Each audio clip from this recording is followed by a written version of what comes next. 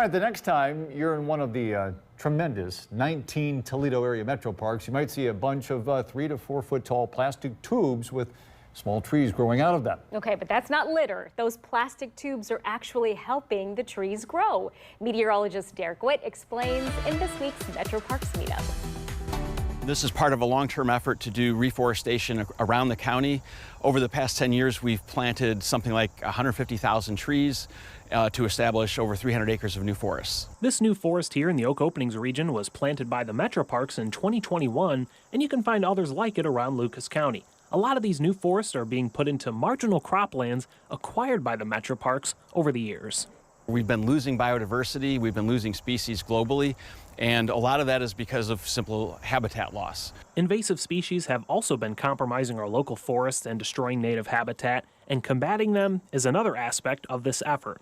In some areas, the goal is to reestablish forest, and then in other areas, there might be goals to actually clear out maybe some of the non-native plants. Scott is originally from the Toledo area, but now teaches at the University of Nevada, Las Vegas. This ongoing project in our neck of the woods all started 2 decades ago when Scott interned with Metroparks Toledo. Even though he now lives and works out west, the collaboration continues, along with the stewardship needed for this habitat restoration project.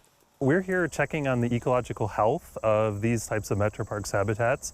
So just kind of like a regular health checkup, see how they're doing, see how some additional management might be needed to keep improving these sites. This is what we call adaptive resource management. So you implement a management practice like planting trees, and for it to actually work, you have to evaluate the success of that. You have to do research. All the data collected by Tim and Scott will be analyzed by teams of students at UNLV in conjunction with Metroparks Toledo. Butterflies, pollinators, birds, and many other species benefit from new and improved native habitat, but it's not just the wildlife. These forests also aid in cleaning the water we drink and the air we breathe.